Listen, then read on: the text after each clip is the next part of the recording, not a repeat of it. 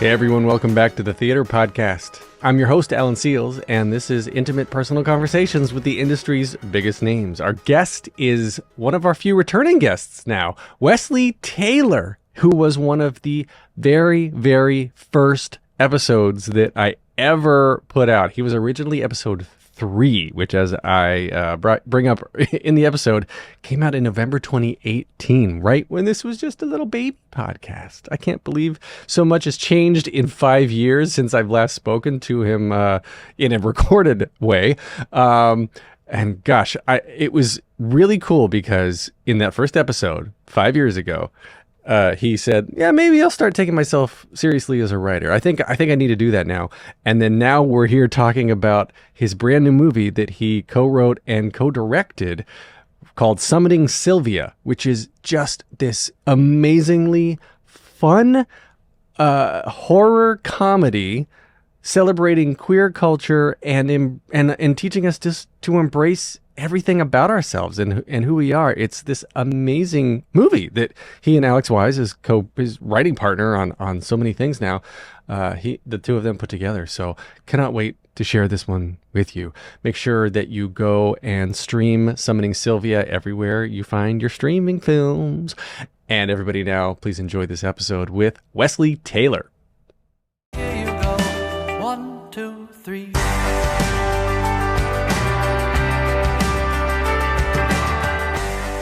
Today's guest is a Theater World Award winner, Cheetah Rivera Award winner, and Outer Critics Circle Award nominee. He made his Broadway debut in the original cast of Rock of Ages before starring opposite Nathan Lane and Bebe Neuwirth in the original cast of Broadway's The Addams Family. Then he originated the role of Sheldon J. Plankton in SpongeBob SquarePants the Musical before it was filmed for Nickelodeon as the SpongeBob Musical live on stage.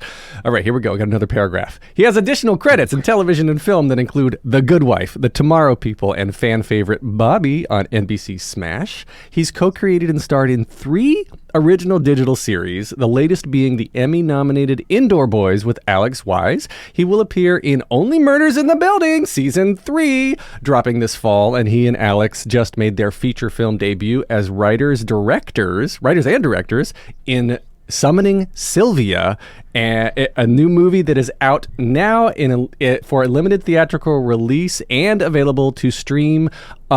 Wesley Taylor, oh my gosh, welcome back to the Theater Podcast.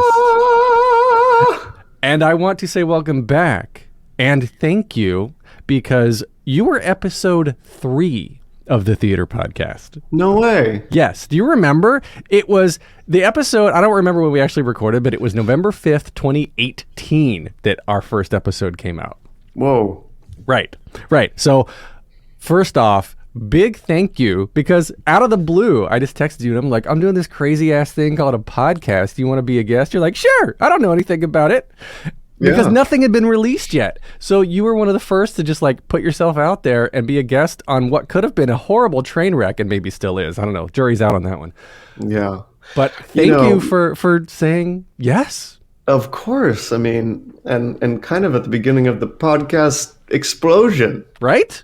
No, I'm a fan of the show and thank you for having me and for helping us promote this movie. Dude, the movie Summoning Sylvia, it's so funny. And I was laughing and I was jumping, right? I'm watching it in bed at night. The cast, it's like you've got Travis Coles, Michael Urie, Frankie Grande, Troy Awada, Noah Ricketts, Vian Cox.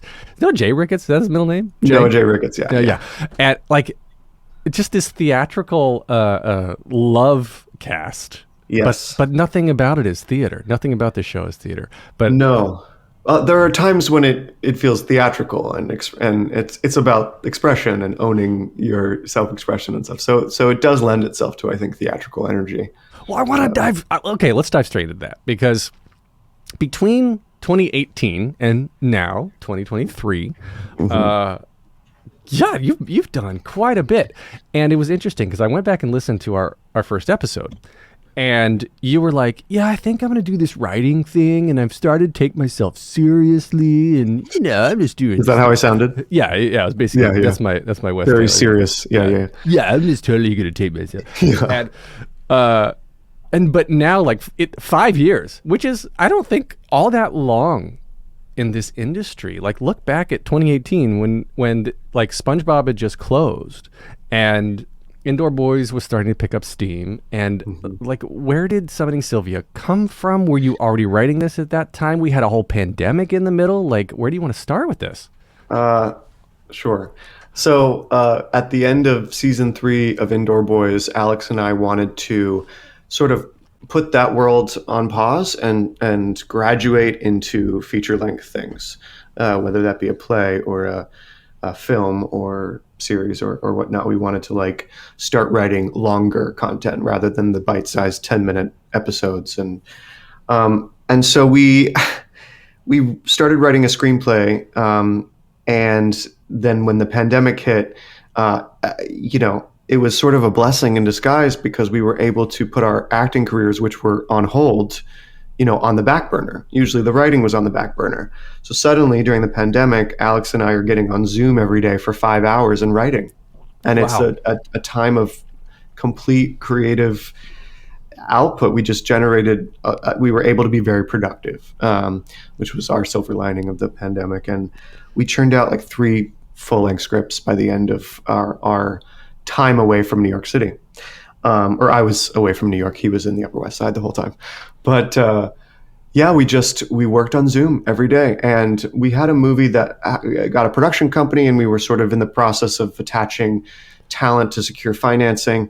And we were getting really frustrated with how long development takes. Yeah. And how long it was taking to attach high-profile talent to get the money we needed.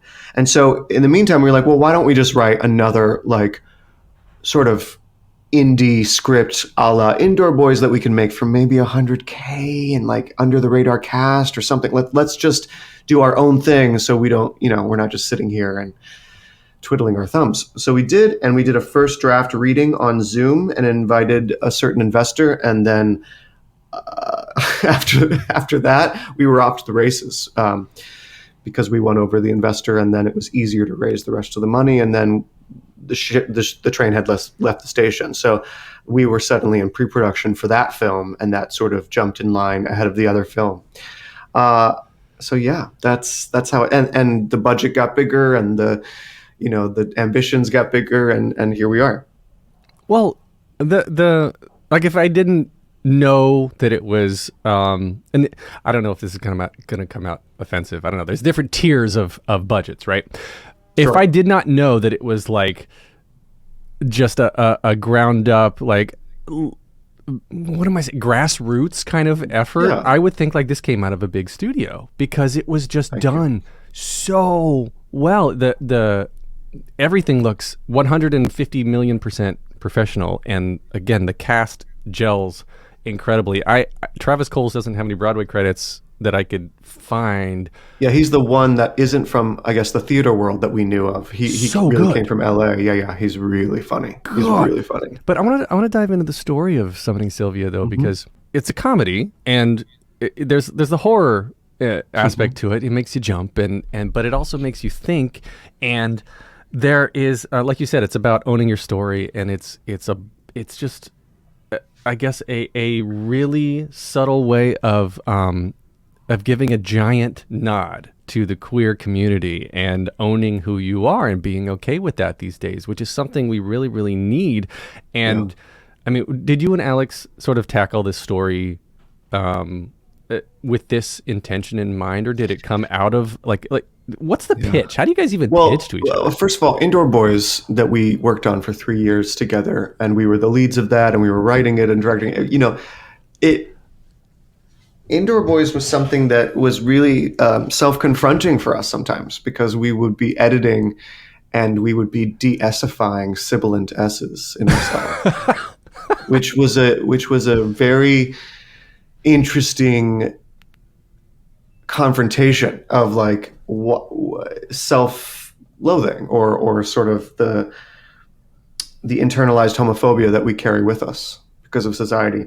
And it was a very conscious choice to call our movie Summoning Sylvia, because we didn't want to shy away from that sibilant S. We want to own it.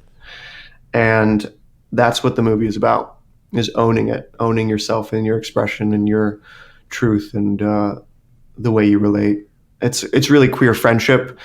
Um, and, a lot of the times the gay character is the outsider in the worlds that they are in. And in our story, the straight guy is the outsider, which we find really interesting. The movie is largely about assumptions, the assumptions we make about each other and how dangerous that can be.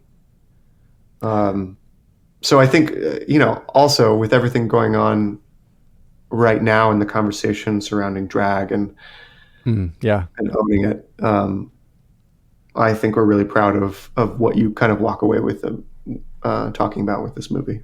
Well, don't go see a drag show. It will turn you straight. No? Yeah, it's really dangerous and violent for children. Yeah, right. It's so stupid. I feel like you and Alex, and maybe you and your friend group, your close friends, have conversations on a different plane, on a different level than your average. Like, my friends are like, what show should we see? Or what should we have for lunch? And you and Alex text each other and you're like, how should we change the world today? No. We also ask, what are we having for lunch? So just, but no, thank you. I mean, it's important to us that our movie has a little bit of social commentary. Get Out was a big inspiration for us. And we're like, what is that? What is the gay version of that? And obviously we want to continue to tell stories about gay characters that are not about illness and death and persecution and coming out. We've seen enough of that. And it's important to see that, but it's also important to see gay characters thrive. Yeah. And, that was a big thing for this movie is making sure that our characters thrived. It was interesting to me that Michael Urie, sorry, not Michael Urie. I love Michael Urie. In your movie, Michael Urie. Brandon Uranowitz, when I was interviewing him for Burn This. Yeah. And he was like, this is the first time in my career. He's been doing this for decades, right? He said, this is the first time in my career I've played an openly gay character where being gay was not part of the plot. Yeah. I said, and that just was like, as a hetero white cis man, right? That stuff doesn't occur to me as often as it should. Of course. And that moment right there made me realize that start noticing all of these characters and all of these shows, and it's a trope. It's a freaking trope that I'm tired of. I really am. I'm really tired of like, oh, there's the gay character. He's got to be the silly one. He's going to show up in drag. That's what they always do. That's ridiculous. And so to have a story, I love these stories like Summoning Sylvia, that like the underlying through line. Yeah, the through line is in this movie that you and Alex have brilliantly written. I can't say enough good things about it. It's friendship and it's bonding. And it doesn't matter if you're gay or straight. And the outsider, I don't want to give away spoilers, the outsider at the end is wrapped into all of this.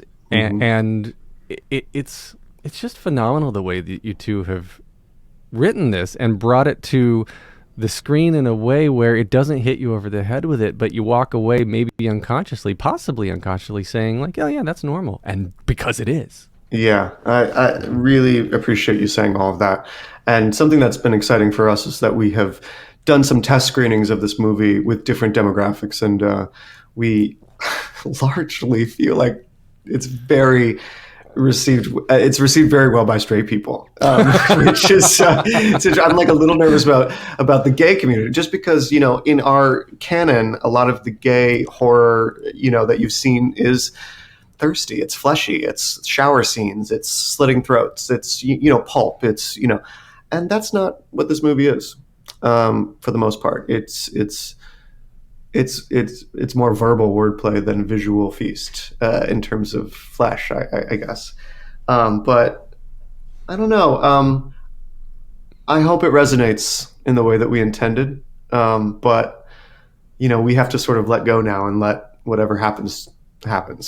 Well, I think it's great. And where can we stream it now? Right. So April 7th, you can rent this film on demand wherever you can find it on demand. So that means Amazon Prime and Vudu and all those places you go to rent. God, everybody needs to see it. It's just so good. Actually, Oh, well, maybe I won't go on into something else because I want to keep talking about Frankie Grande. I mean, who doesn't, right? I love Frankie. Obsessed. Were you part of the casting process, or did you like kind of leave that over to your casting director and Yeah, no, whatnot? we definitely had a casting director, Stephen Tyler O'Connor, who's great. But we were very much involved in the casting process. Very important to us. And there's different, I guess. Frankie is the most extreme of just being outside of the box, right? And the witchiest of them all. The witchiest, yes, that's a good way of saying it. And did you have him in mind when you were writing this? Do you have anybody in mind when you're writing these characters? We wrote it for Frankie. Did you really? Yeah. Yeah. So Frankie had done a small character in our digital series Indoor Boys, and he was someone who he didn't know very well. I knew a little bit because he closed Rock of Ages in the role that I originated, and so there was a special connection there, and we bonded over that. But Alex and I were living in LA and starting this digital show, and we wrote this character, and we took a risk. I didn't really know his work, and Frankie not only was incredible in that role, but he just blew us away with his kindness, his generosity, his collaboration, his humility, and we sort of fell in love with him over the span of 3 seasons of that web series. And so then when we are writing this script, we specifically wrote a role for him because we were so enamored, and he jumped at it. Yeah, he's perfect for it. I mean, everybody was perfect for it. I can't imagine anybody else in those roles. Yeah, no. That was the only one that we were like, that's Frankie's part. There were other roles that had faces in our head, but we were flexible. Did Michael Urie ever have a scene with anybody else? Because no. Because even the final scene, I don't want to give away too many spoilers. The final scene, he could have been cut in without anybody else on set. I cannot confirm or deny. Poor guy. Michael is very busy. Yes, he is. He's a very fancy, busy guy. So we shot him out quickly. Yes.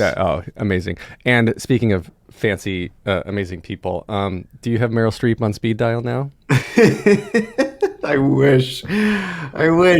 Yesterday when I posted that video of us dancing to a chorus line together. From Only Murders in the Building backstage, yes. Yes. So before I posted that, I needed her consent, obviously. And so what's even better than the video is the 10 minutes I spent in her dressing room asking for permission and then us chatting. I mean, like, that's the part that I'm like still going over in my head.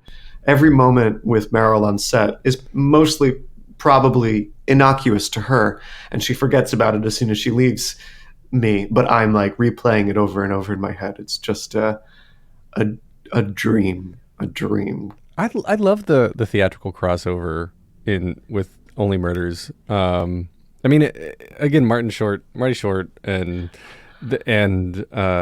Selena Gomez and everybody, like Ali Stroker. Steve Martin. Yeah. What? Don't forget Steve Martin. Steve Martin, that guy. Steve Martin, yes. Like, everybody in general has such a theatrical background, but again, it's like and Nathan Lane, of course. And did you get to work with Nathan again?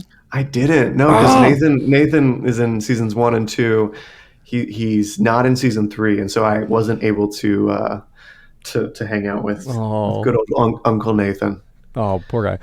Well, being on set though, I feel like it's got to be such a different experience. Or is it a different experience when you're on set with a bunch of actors who have professional Broadway professional theater experience versus people who have only done TV and films? I feel like it's sort of a different mindset. Yeah, you know what? It's not too far away from how it felt being on Smash. Like being on the set of Smash, there were tons of Broadway talent and veterans littered across that series. But I was young, and I was like, I don't know. It was overwhelming. It was such a huge budget show. It's DreamWorks, Spielberg. This is a different experience in the same way that like being on Broadway in my early 20s was a certain experience, but then coming back to the boards when I was 30 in SpongeBob was a richer experience because I knew more and I had experienced more life, and I knew how special that was, to come back to Broadway. So same thing with being on this set that's just littered with Broadway legends. It's just, what I have to do is disassociate, because if I think too hard about what's happening, I'll freak out, and I will lose my cool, and you got to keep your cool when you're on set with these people. You can't be a super fan, which, I am a super fan of Uncle Marty Short. He told me to call him Uncle Marty. So don't be mad. That's All Uncle right. Marty is his name. Uncle Marty. Just some comedy uncles. I cannot imagine what it was like on set, and of course Selena too. She's just phenomenal, and Yeah. God, that is an envious moment to be on a show like that, where it's the theatrical prowess of all the cast with the talent, the acting talent in general, on a show that is just so good, right? It's third season for a reason. But you mentioned SpongeBob too, and remember now your ex-computer wife now is a Oscar nominee. Oscar nominee. God, Stephanie Hsu from SpongeBob. That's right. I cannot believe that. And again, 5 years ago, episode 3, when we were talking, you're like, yeah, I think I'm gonna do this writing thing, and I think I'm gonna do this. And then like 5 years later now, you're doing all these amazing things. 5 years later, your ex-wife has an Oscar nomination. You're working with Meryl Streep.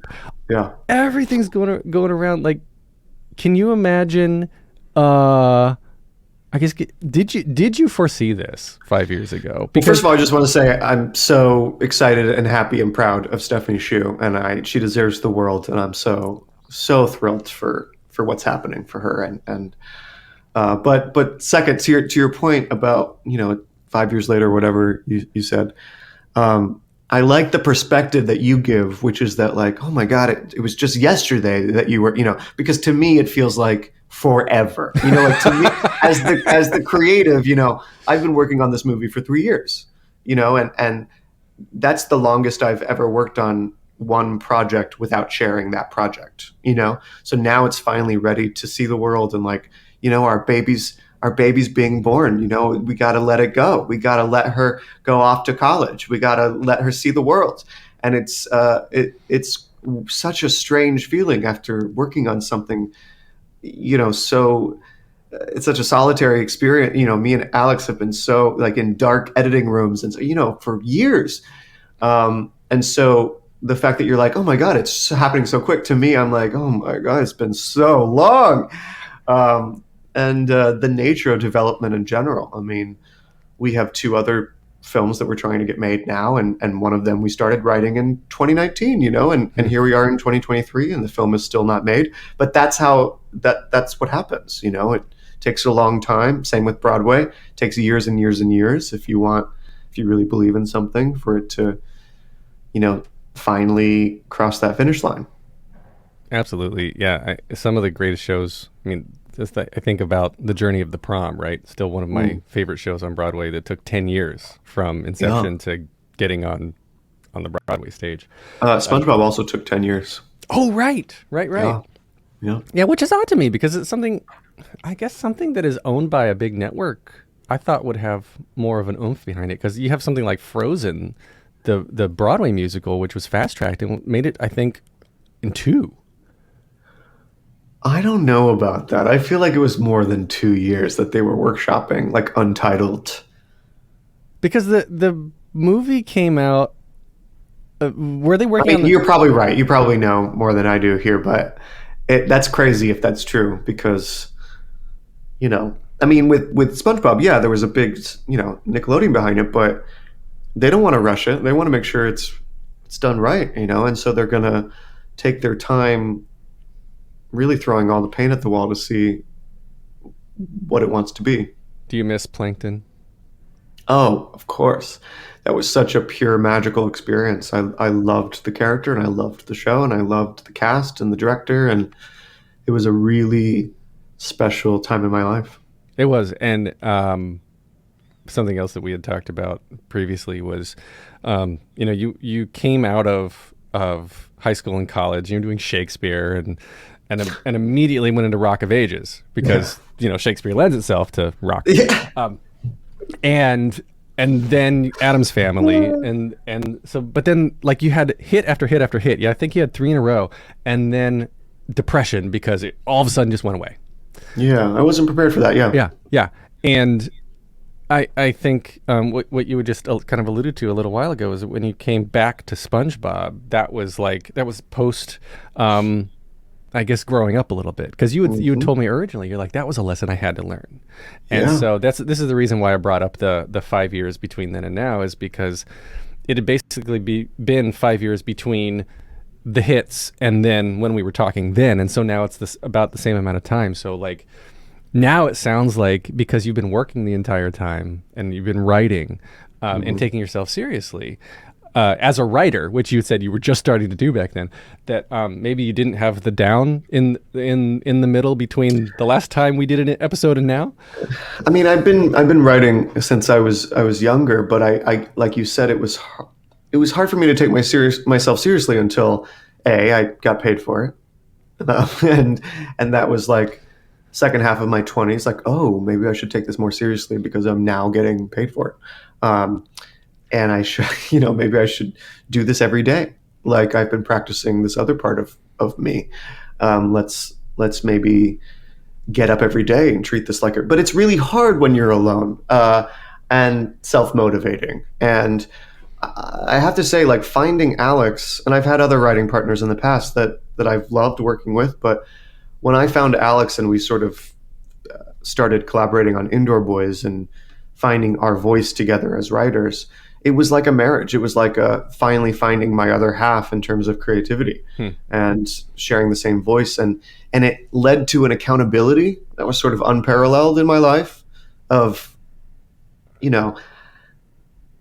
not having to only self-motivate, but having someone else, pick up that slack if you wake up and you're not feeling like you're firing off on all your cylinders and you're not totally the best writer that day.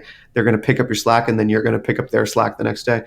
Or, having your certain strengths that complement each other's weaknesses, but then like through time, they kind of meld together and like you picked up a lot of his strengths and he picked up a lot of yours. And being able to share a screen on Zoom and write jokes in front of each other's face and fail and still know that the other person isn't going to run away, because there's a trust that has built over the span of a handful of years, where now I know that Alex knows I'm not my worst joke. So I can fail. I can fail freely in front of him and still have confidence that this is, he's not going anywhere, and vice versa. So I think it's a really powerful thing. I think that's a really powerful motto, is I'm not as bad as my worst joke. Right. Because I would be really bad if I lived by that. I mean, we all would. So, I mean, I'm Alex a walking really dad changed. joke anyway. Sure. Well, I love a dad joke. You're welcome with me. You're safe with me. My kids love it too. They always love that stuff. There you go. Yeah, that's so cool. Have you ever thought about going back to Billy Green? I mean, sure. There was a time when I started developing a half hour when I was living in LA, centered around Billy Green. But then we started Indoor Boys, and I just sort of let that die. I love Billy Green. So if you don't know what Billy Green is, it was a little limited. What was it? It was YouTube, right? It's like YouTube, early YouTube, where you were just like the epitome of the worst auditioner ever. Everything you do wrong in an audition, Billy Green did wrong. That's right. And I love just that. Annoyed everyone in his path. It's that YouTube series is just every cameo is a Broadway star, and like they're all. I don't know. I mean, that was the beginning of me getting in a long contract on Broadway and being like, okay, I've done the same show for a month now. I'm stuck in this thing. And it's such a, I realize how lucky it is to be stuck in a hit. But creatively, I started getting stifled. I started feeling like, how can I keep myself inspired and interested and curious. And so, making backstage content with the Rock of Ages kids was like the beginning of that bug, that scratch I needed to itch. And then I couldn't stop. And then I was making, sort of narrative web series, and learning how to hold a camera and learning how to edit and create a through line and, failing a lot, but learning a lot. And Billy Green turned into It Could Be Worse, and It Could Be Worse turned into Indoor Boys, and Indoor Boys turned into, now we're making movies. So Yeah. Yeah, Well, learning publicly too, learning and putting it all up there. It Could Be Worse. That was the first thing that you sold, right? That was that turning point when you're like, yeah, I can do this for real. I can write for real. Yeah, we got it up on Hulu for a 2-year contract, and that was really exciting. Yeah. Yeah. Gosh, how do you even start with that? Like, if you were going to say, all right, aspiring young writers out there who have a great story, I mean, it seems like it's all about who you know. It seems like it's all about where you are at the right time from the outside. So where do you even get the meeting where you're like, I'm going to pitch this to Hulu? Basically, I feel like I was a little lucky because I was on Broadway when I started doing this stuff. And so there was a fan base who were attuned to the content. They were waiting for content that had to do with the cast of the show that they loved. And then that content became sillier and more specific. And so they started becoming fans of the content. And then you create a larger audience online. But really, I did wear a producer hat in my early 20s and have the cognizance to be like, well, I won't get any eyeballs on this unless I have someone fancy in it, which is, it's not wrong. It's cheap, but it's like something that I identified early on that, like, in order for traffic to come, I need them to be interested in. So, a lot of young people are like, let the work speak for itself. Well, sure, but you also need to get them there first. So I would be calling in a lot of fancy favors with people I was working with and creating this fan base that was growing, and then just continually asking favors. The thing about established, famous people working for you on a very small scale is give them something enticing to do, like give them a fun person to play with that they want to work with, or give them, I don't know, like there are ways that you can strategically acquire what you need to acquire, if that doesn't sound completely gross. Slightly. A little bit. That actually reminded me of your character in Rolling Calls. Yeah, that's right. That's right. Yeah.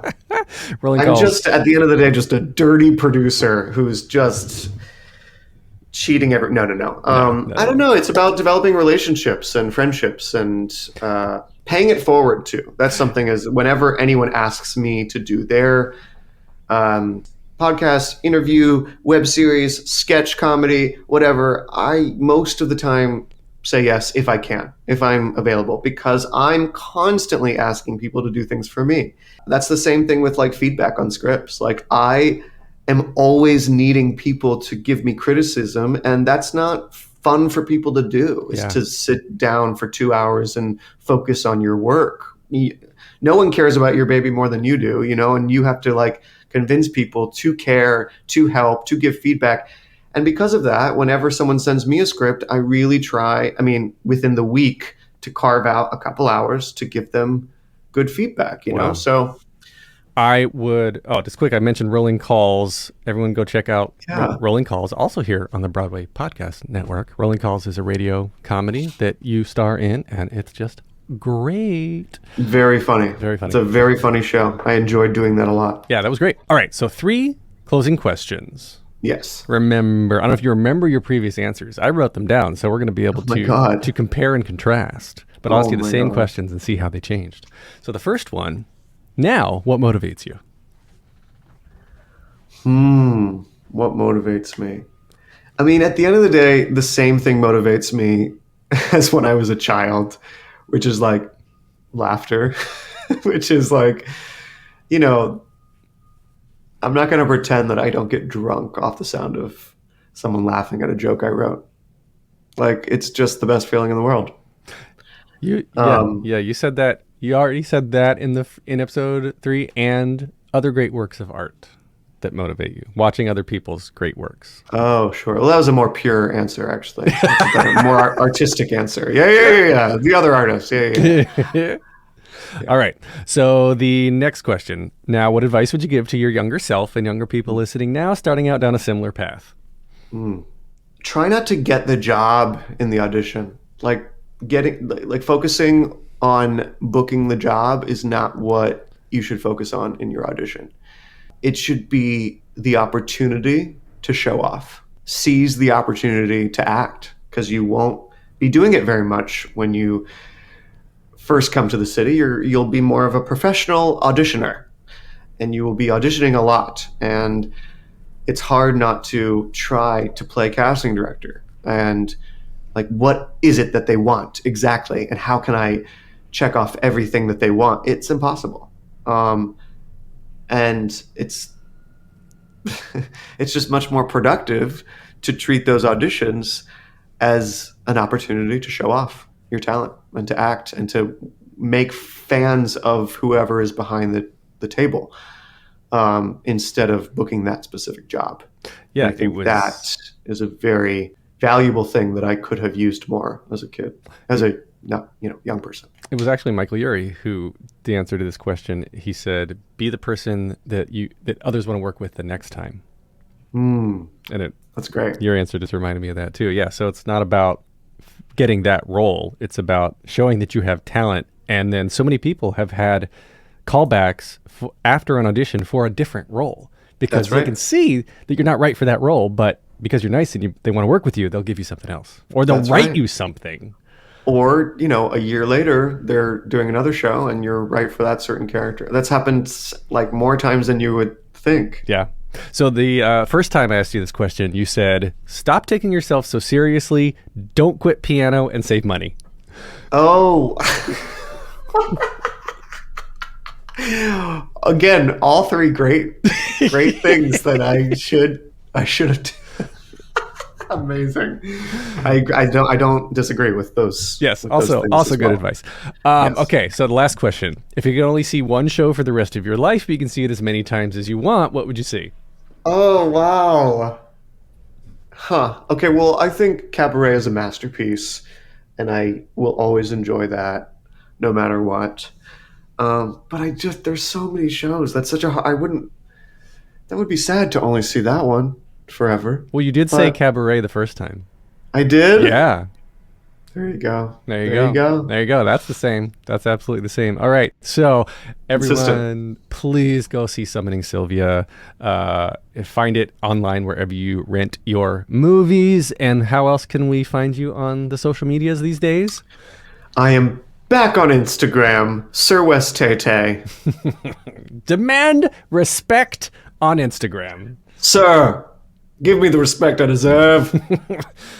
Not that guy, Wes Tay. No. Sir Wes Tay, you're not on TikTok? I thought I saw you on TikTok. No. Good for you. No. Good for you. It's going to get banned anyway. There you go. Maybe. Who knows? No, leave it to the kids. Yeah. I don't know what I'm doing. I am on Instagram and Twitter and Facebook and TikTok. So you can connect with me. Leave a rating and a review wherever you're listening now. Music you're hearing now is from Jukebox the Ghost. Conversation was from Wesley Taylor. Thanks, Wes. This has been so Thanks, fun. Alan. And then we got to do it again in less than 5 years from now, because you're going to, when you win all of your Oscars for all of your things, we'll have you back. Yes. You heard it here first. Take a deep breath, make the world a little colorful.